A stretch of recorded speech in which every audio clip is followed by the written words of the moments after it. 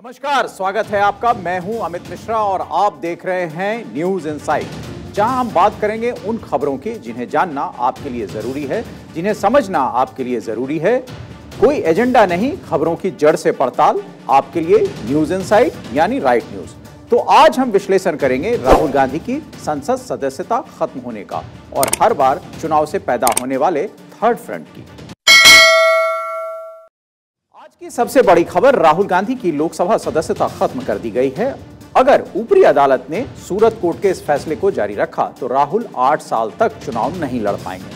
हालांकि इस फैसले के आने के बाद पूरी कांग्रेस उत्तेजित है। इस फैसले को वो जन आंदोलन में बदलना चाहती है, लेकिन अगर राहुल जनप्रतिनिधि नहीं रहे तो उनके आंदोलन की जगह सिर्फ सड़क होगी। आपको बता दें कि राहुल गांधी अभी दिल्ली के लुटियंस जोन के 12 तुगलक रोड पर रहते हैं। ये बंगला उन्हें लोकसभा सांसद होने के नाते मिला है। अब उनकी सदस्यता रद्द हो चुकी है, ऐसे में उनसे घर भी वापस लिया जा सकता है। राहुल गांधी की संसद सदस्यता खत्म होने के बाद अब उनको नियमों के अनुसार सरकारी बंगला खाली करना होगा। इससे पहले केंद्र सरकार के संपत्ति अधिकारी की ओर से उन्हें एक नोटिस जारी किया जाएगा, जिसका जवाब उन्हें 3 दिनों के अंदर देना होगा। सरकारी बंगले का अलॉटमेंट कैंसिल होने के बाद आमतौर पर कब्जेदार को कारण बताओ नोटिस भेजकर 30 दिनों के भीतर बंगला खाली करने को कहा जाता है। वैसे कब्जेदार के पास डायरेक्टरेट ऑफ स्टेट्स के पास अपील करने का एक मौका होता है। अगर डीओई ये अपील ठुकरा दे तो सरकारी बंगला खाली करने की प्रक्रिया शुरू हो जाती है। हालांकि इस बीच अगर कब्जेदार की ओर से दिल्ली हाई कोर्ट या सुप्रीम कोर्ट में अपील की जाती है तो मामले की पूरी सुनवाई होने तक बंगला खाली कराने की प्रक्रिया रोकी जा सकती है। और आपको बता दें कि राहुल गांधी के सांसद होने के नाते मिलने वाली बहुत सी सुविधाएं भी अब चली जाएंगी। राहुल से छीनेंगी ये सुविधाएं। हर रोज 600 रुपए घर के कपड़े धुलवाने के लिए उन्हें मिलते थे, वो चली जाएंगे। हर 3 महीनों में 50,000 रुपए के करीब उन्हें मिलते हैं, वो भी चली जाएंगे। संसद की कार्रवाई के दौरान 2,000 रुपए हर रोज जो भत्ता सांसद को मिलता है वो भी चला जाएगा। अपने क्षेत्र में काम करने के लिए 45,000 रुपए प्रति माह मिलता है, वो भी चला जाएगा। हवाई यात्रा के लिए सिर्फ 25% देना पड़ता था, वो भी रुक जाएगा। विकास के लिए हर साल 5 करोड़ की निधि भी मिलती थी, वो भी मुश्किल है। राहुल गांधी की सदस्यता रद्द होने के बाद कांग्रेस बीजेपी पर हमलावर है, लेकिन हम इस पूरे मामले पर विश्लेषण करें उससे पहले देखिए ये खास रिपोर्ट।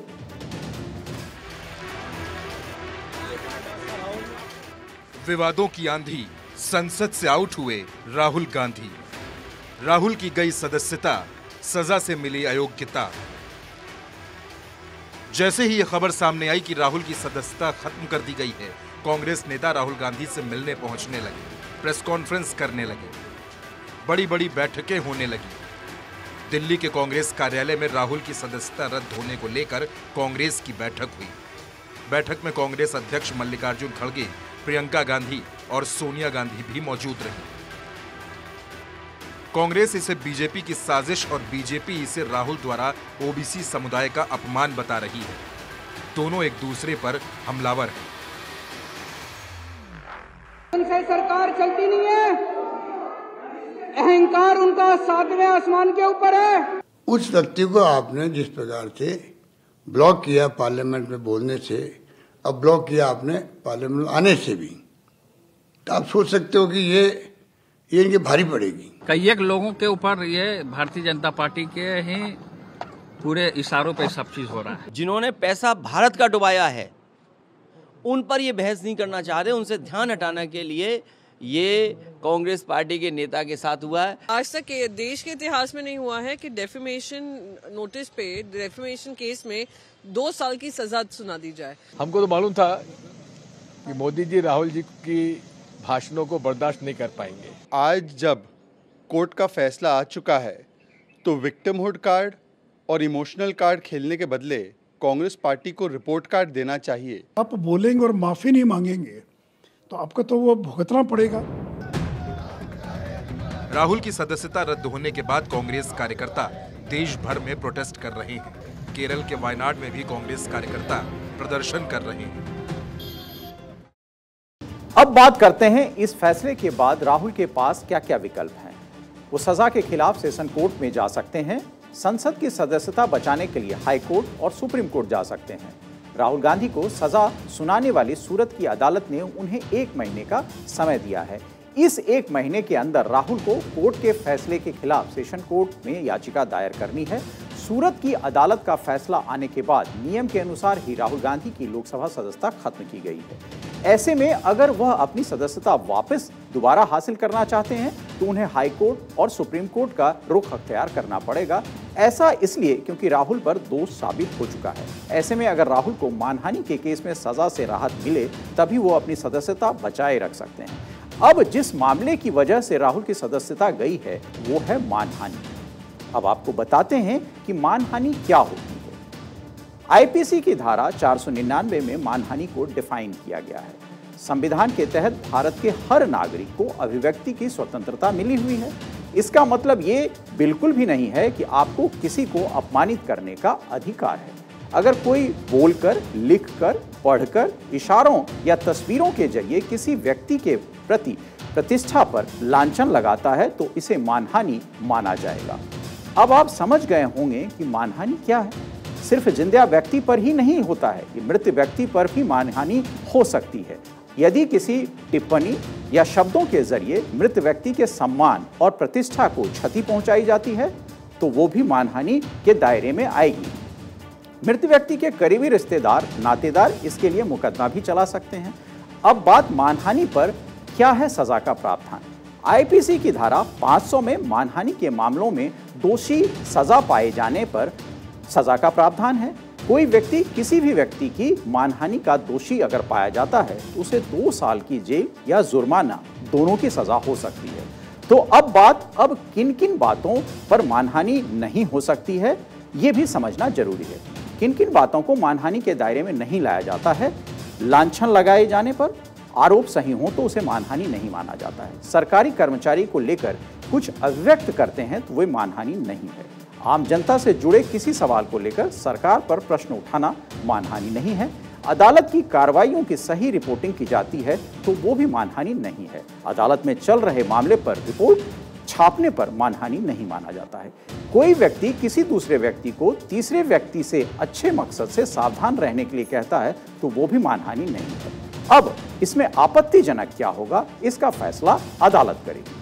तो अब बात करते हैं कि राहुल पर कुल कितने मानहानि के केस हैं। 2014 में भिवंडी में भाषण देते हुए आरएसएस पर महात्मा गांधी की हत्या का आरोप लगा था। आईपीसी की धारा 499 और 500 के तहत राहुल पर यह मामला दर्ज हुआ। फिलहाल भिवंडी कोर्ट में यह मामला चल रहा है।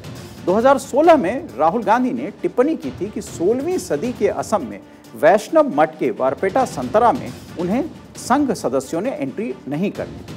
गुवाहाटी में धारा 499 और 500 के तहत ये भी मामला चल रहा है। 2018 में राहुल गांधी ने मोदी चोर है ये कहा था। रांची में उन पर इस मामले पर केस दर्ज कराया गया है।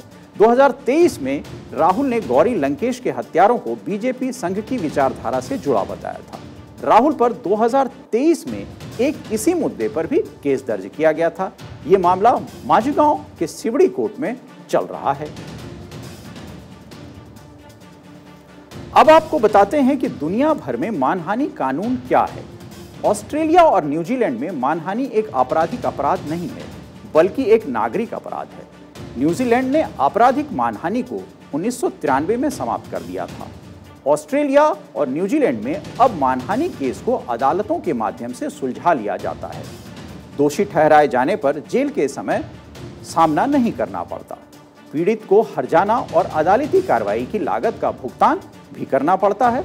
तो वहीं यूएस में मानहानि एक आपराधिक अपराध नहीं है, मानहानि एक दीवानी अपराध के तहत वहां है। तो वहीं यूरोप में अंतर्राष्ट्रीय अधिकार निकायों की सिफारिशों के बावजूद इसे बनाए रखा है। यूरोप के 3/4 सदस्य देशों में मानहानि के खिलाफ आपराधिक प्रावधान हैं। पश्चिमी यूरोप में यदि पीड़ित एक सार्वजनिक अधिकारी है तो उन्हें अधिक कठोर मानहानि उसके खिलाफ कर सकते हैं। जापान में मानहानि पर आपराधिक और दीवानी दोनों तरह के मुकदमे की अनुमति है। दोषी ठहराए गए लोगों को जबरन श्रम के विकल्प के साथ 1 साल की जेल, 30,000 येन तक के जुर्माने का सामना करना पड़ सकता है। तो वहीं हमारे पड़ोसी देश पाकिस्तान और बांग्लादेश में भी क्या है मानहानि का कानून, इस पर भी चर्चा करते हैं और आपको बताते हैं कि पाकिस्तान में मानहानि के दीवानी और फौजदारी दोनों मुकदमों की अनुमति है।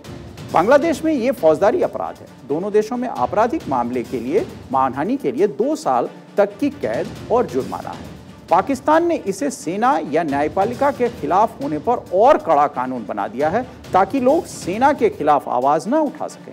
इस कानून को कड़ा करते हुए 5 साल की सजा और 1 लाख पाकिस्तानी रुपए तक जमा किया जा सकता है। आज जिस तरह से राहुल गांधी की सदस्यता गई है, आज से 45 साल पहले राहुल गांधी की दादी श्रीमती इंदिरा गांधी की सदस्यता भी वैसे ही गई थी। आपको बता दें कि 1977 में इंदिरा गांधी की सदस्यता गई थी, तब वो 2 महीने सदमे की हालत में रही थी। इंदिरा गांधी के खिलाफ अपने कार्यकाल में सरकारी अफसरों का अपमान करने और पद के दुरुपयोग के मामले में खुद तब के प्रधानमंत्री मोरारजी देसाई ने प्रस्ताव किया था और 1977 में लोकसभा में एक प्रस्ताव पारित कर सदस्यता छीन ली गई थी। इतिहास अपने आप को दोहराता है, ये हम सब जानते हैं। 2013 में राहुल गांधी ने जनप्रतिनिधि की सदस्यता जाने वाले मामले में मनमोहन सरकार के लाए हुए अध्यादेश को फाड़ दिया था। यदि आज वो अध्यादेश होता तो शायद राहुल की सदस्यता बच जाती, लेकिन जो मर्जी है वही तो होगी। अब आपको बताते हैं कि इससे पहले किन किन लोगों की सदस्यता गई है। लालू यादव चारा घोटाले में दोषी पाए गए थे, जिसके बाद उन्हें 5 साल की सजा मिली और सदस्यता चली गई। रशीद मसूद MBBS घोटाले में दोषी थे, 4 साल की सजा मिली। अशोक चंदेल हत्या के मामले में दोषी थे, उम्र कैद की सजा मिली। कुलदीप सेंगर सामूहिक रेप केस में दोषी, उम्र कैद की सजा मिली। अब्दुल्ला आजम 2 साल की सजा और विधायक की गई। तो ये आपने देखा राहुल गांधी की सदस्यता जो गई, उस पर हमारी विस्तृत रिपोर्ट और विश्लेषण। हालांकि विपक्ष एकजुट होने की कोशिश इस मामले पर कर रहा है और आम आदमी पार्टी से लेकर तृणमूल कांग्रेस और अखिलेश यादव इस विषय में आवाज उठा रहे हैं, लेकिन विपक्ष का क्या ताना बाना एक स्वरूप में होगा और क्या वो कांग्रेस के साथ जाएगी, इस पर सवाल है। इमरजेंसी के बाद विपक्ष ने एक साथ मिलकर इंदिरा गांधी की सरकार गिरा दी थी। क्या अब भी PM मोदी के खिलाफ विपक्ष एक साथ लामबंद हो पाएगा या नहीं, या फिर पिछली 2 बार की तरह ही वो धराशायी हो जाएगा? कांग्रेस चाहती है कि विपक्ष का नेतृत्व वो करे, छोटी पार्टियों के नेता चाहते हैं कि वो करें। इस पर कांग्रेस और ममता में भी जंग छिड़ी हुई है। इस बीच कांग्रेस नेता जयराम रमेश ने कहा है कि देश में तीसरा, चौथा या 5वां फ्रंट बने, कांग्रेस के बिना कोई फ्रंट संभव नहीं है। क्या सच में कांग्रेस के बिना कोई फ्रंट संभव नहीं है? दरअसल तीसरा मोर्चा बनाने वाले मीटिंग तो करते हैं, लेकिन एक दूसरे को अपना लीडर नहीं मानते हैं। तीसरे मोर्चे का हर नेता अपने आप को PM का दावेदार मानता है। 2019 में भी चंद्रबाबू नायडू घूम घूम कर तीसरा मोर्चा बनाने के लिए मीटिंग किया करते थे, लेकिन तीसरा मोर्चा सिरे नहीं चढ़ा। उल्टा चंद्रबाबू की खुद की राजनीति खत्म हो गई, मुख्यमंत्री की कुर्सी भी चली गई सो अलग। अब 2024 के पहले भी तीसरा मोर्चा बनाने की कवायद चल रही है। इस बार तीसरा मोर्चा बनाने के लिए KCR लगातार प्रयास कर रहे हैं। अपनी पार्टी का नाम बदलकर BRS कर दिया ताकि वो रीजनल से नेशनल पार्टी की ओर दिखे। KCR तीसरे मोर्चे का लीडर खुद बनना चाहते हैं। नीतीश कुमार भी तीसरे मोर्चे की अगुवाई करना चाहते हैं। ममता बनर्जी PM बनने का ख्वाब तो देख ही रही हैं। हेमंत सोरेन भी तीसरे मोर्चे का चेहरा बनना चाहते हैं। MK स्टालिन भी तीसरे मोर्चे के साथ हैं। नवीन पटनायक भी चाहते हैं कि यदि उन्हें प्रोजेक्ट किया जाए तो वो भी इसके पक्ष में रहेंगे। अखिलेश यादव भी तीसरे मोर्चे के सहारे खुद को आगे बढ़ाना चाहते हैं। अरविंद केजरीवाल भी तीसरा मोर्चा बनाकर PM बनने का ख्वाब देख रहे हैं। केजरीवाल ने G7 बनाने की कोशिश की। केजरीवाल ने 7 राज्यों के मुख्यमंत्रियों के साथ एक साथ उन्हें G7 के तहत लाने की कोशिश की। इसके लिए उन्होंने 18 मार्च को एक डिनर दिल्ली में रखने का फैसला किया। दिल्ली आने का भी न्योता इन तमाम मुख्यमंत्रियों को दिया, जिनमें पश्चिम बंगाल की मुख्यमंत्री ममता बनर्जी, केरल के मुख्यमंत्री पिनारी विजयन, तमिलनाडु के मुख्यमंत्री MK स्टालिन, झारखंड के मुख्यमंत्री हेमंत सोरेन और K चंद्रशेखर राव को भी शामिल किया गया। लेकिन इनमें कोई भी दिल्ली नहीं पहुंचा, जिसके बाद तो यह क्लियर हो गया कि केजरीवाल के तीसरे मोर्चे के मुखिया के रूप में उन्हें कोई स्वीकार नहीं करना चाहता। दरअसल पश्चिम बंगाल की मुख्यमंत्री और TMC चीफ ममता बनर्जी ने तीसरे मोर्चे को स्थापित करने की कमान अब अपने हाथों में ले ली है। वे एक के बाद एक कई नेताओं से मुलाकात कर रही हैं।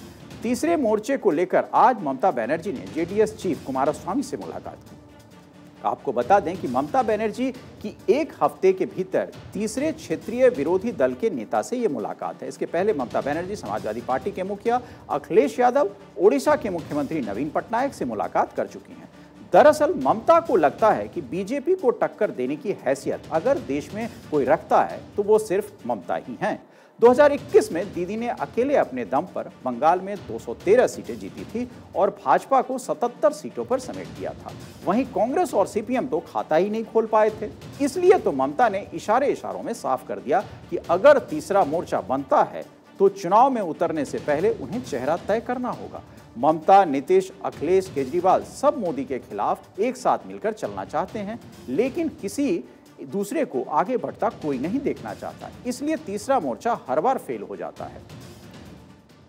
तीसरे मोर्चे का हर नेता पीएम बनने का ख्वाब तो देखता है। केसीआर का अपने राज्य के बाहर कोई वजूद नहीं है। नीतीश कुमार के लिए सीएम की कुर्सी बचाना ही मुश्किल है।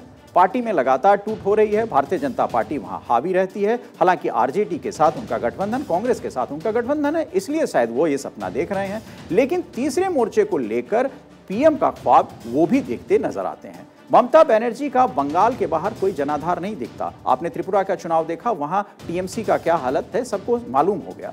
स्टालिन को तमिलनाडु के बाहर कोई स्वीकारता नहीं है। एक तो तमिलनाडु के मुख्यमंत्री हैं वो, दक्षिण भारत के मुख्यमंत्री अपने राज्यों तक ही सीमित खुद को रखना चाहते हैं। नवीन पटनायक अपने राज्य से बाहर खास दिलचस्पी रखते ही नहीं हैं। यदि उन्हें पीएम की कुर्सी अरविंद केजरीवाल जैसे लोगों को विपक्ष का चेहरा बनाया जाए, तब विपक्ष भी उन्हें चेहरा मानने से इनकार करता है, क्योंकि आपस में विपक्षी दल के तमाम नेता प्रधानमंत्री ही बनना चाहते हैं। अखिलेश यादव को भी यूपी के बाहर कोई जनाधार खास दिखता नहीं है। तो आपने देखी खास रिपोर्ट, जिसमें तीसरा मोर्चा और राहुल गांधी की सदस्यता जाने की खबर और उसका विश्लेषण हमने किया। उम्मीद है आपको हमारा ये विश्लेषण पसंद आया होगा और हम आगे भी आपको इसी तरह खबरों के अंदर की खबर और उसका विश्लेषण बताते रहेंगे। तो खबरों में बने रहिए के लिए देखते रहिए भारत 24।